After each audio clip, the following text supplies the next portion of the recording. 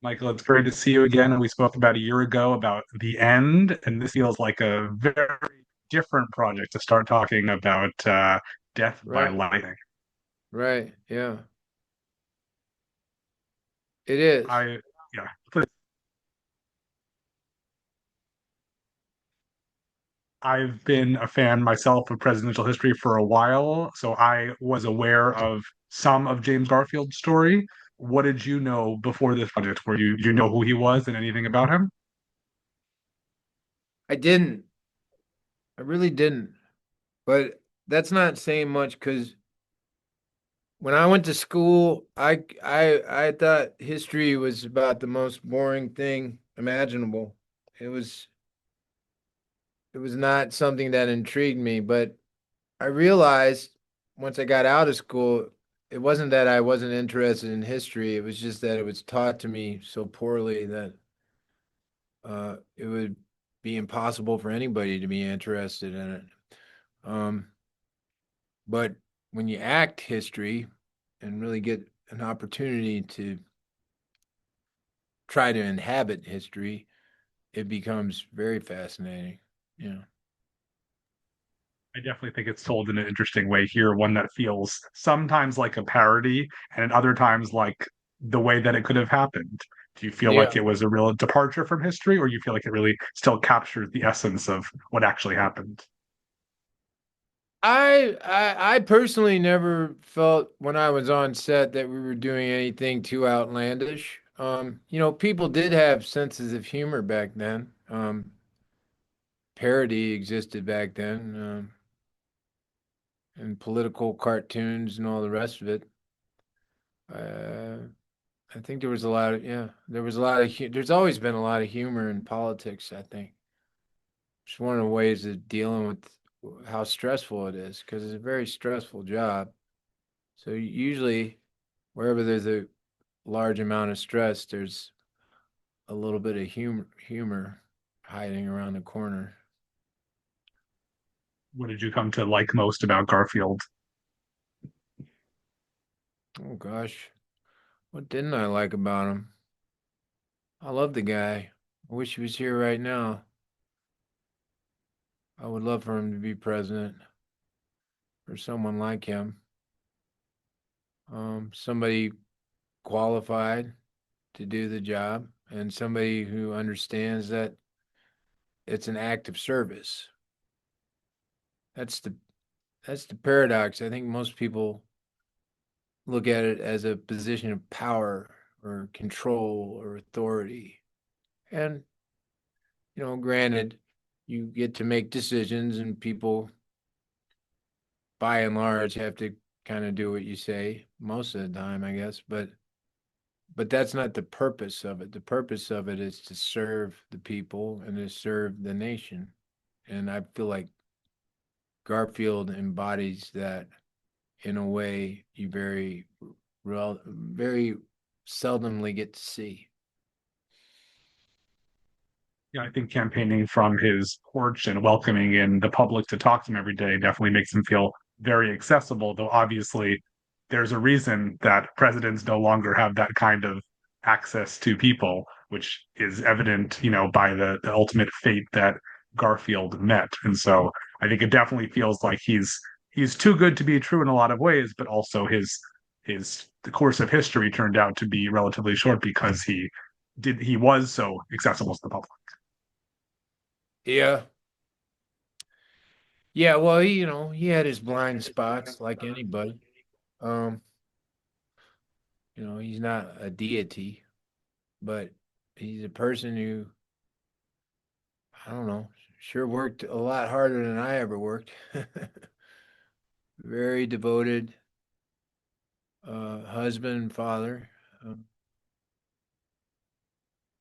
and just from the time he was a child, just worked for everything he had in all walks of life, whether from manual labor to soldiering to being a scholar, being a law person, um, always putting in the maximum effort. You know, not not getting by with advantages. You have some pretty fantastic co-stars in it, and it's sort of strange that your primary co-star, Matthew, you don't actually share a lot of scenes with. Do you feel like you were making the show together, or you really just saw him only very briefly? Yeah, we didn't see each other very much. I remember about halfway through the filming, Matthew was very sweetly, very graciously organized a dinner for us all to sit down together and have a dinner together. And and I remember thinking during that dinner, I was like, "Oh my God, he must get kind of lonely, because he's uh he's quite isolated from us. Because like me and Shay and Nick, Bradley, we would we would hang out. I think because we were this little, quartet or whatever of the hoi polloi. Uh, but it was his opportunity to have a dinner with us. But yeah, we didn't see each other so much during the filming. Yeah. This has been a busy year for you. You're also part of an ensemble film about history that feels very different, Nuremberg. Can you tell Hmm. me about the experience of being that and also what you knew about that story? Well, I didn't know anything about that either. I didn't know anything about Robert Jackson. I'd never heard the name Robert Jackson because, again, like I said at the beginning, I was disinterested in history in school. Uh, but the interesting thing is that we shot both of these projects, Nuremberg and Death by Lightning, in Budapest, Hungary. So I wound up spending about 6 months in Budapest between the two projects. Um, and Yeah, it's very extraordinary to me that I got the opportunity to play both Robert Jackson and President Garfield back to back like that, because I suppose I'm rightly or wrongly mostly associated with playing more, I don't know, unsavory characters or something. I don't know. Uh, so it was a real honor to get the opportunity to try and walk in the shoes of these two very heroic figures in our country's in the world's history. Yeah. I will say I look very favorably upon your performances in 99 Homes and The Shape of Water, which would not support the savory, character description. But Shelter is another one I really like, and I feel like he's troubled, but he's definitely closer to a Garfield than some of the other people you've played. Mm-hmm. Yeah. Yeah, I think him and Garfield will get along. You also directed Eric LaRue, which is a very powerful film that isn't rooted in history the same way. What can you tell me about that experience? Oh gosh. Well, again, and there's some extraordinary parallels I'm discovering between Death by Lightning and Eric LaRue. I almost wish I could encourage people to watch them in tandem because I think they both speak to this issue of why this violence seems to me embedded in our culture, even after all these years. Seeing as how Death by Lightning, that story is happening in the late 1800s, and Eric LaRue's set pretty much in the present day. And yet there still seems to be this compulsion amongst certain people in our society to commit assassinations. And they both kind of address, I believe, what I consider to be America's own state of mental unwellness as a country. It seems mentally unhealthy. And yeah, Eric LaRue, to me is a movie about how confusing it is to be an American, and to hear one thing and see another all the time, and get the rug pulled out from under you, and all these, threads of religion and decency and what a good person is all tangled up together. Uh, but it's all winds up being kind of a deception, really. At the end of the day, it's a deception.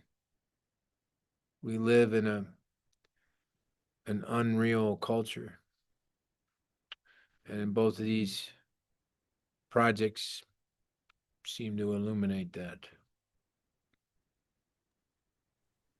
When you were behind the camera directing, do you feel like you learned additional things that will help you going forward as an actor? Hmm.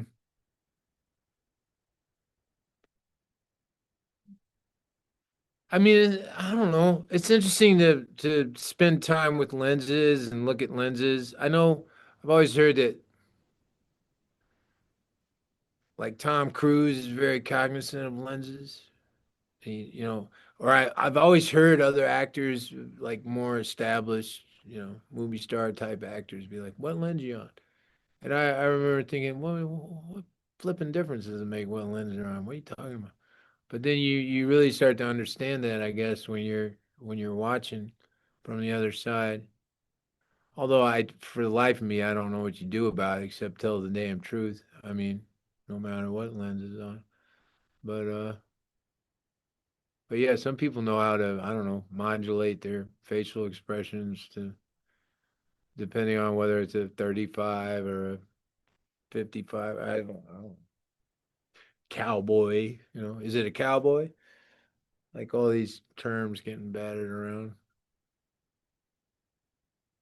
But I mean, every moment, whether you're on whatever side of the camera you're on, or whether you're nowhere near a camera, it's a constant, can be a constant evolution as long as you're open and curious about life and the world.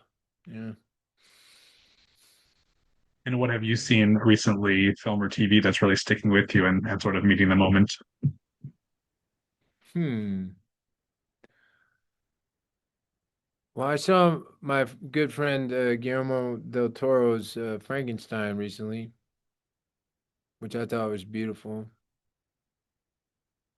I always love seeing his work, and uh, and I got to see him afterwards because it was at a screening and there was a Q&A afterwards, and I love getting to catch up with him. Sweet, sweet man. And, but I saw one battle after another. I saw that. Mm. Uh, Although I did really love the cast in that. I thought they were all a lot of fun to watch. Um, but I don't know. I don't know if I've seen anything yet this season that I would, go on and on and on and on and on about. Frankly, not yet.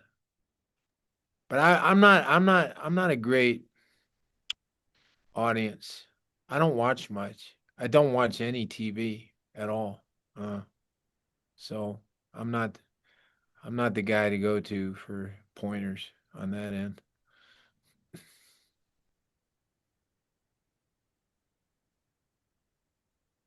Well, you've obviously been working a lot lately. Is there anything else coming up that you can talk about that you have?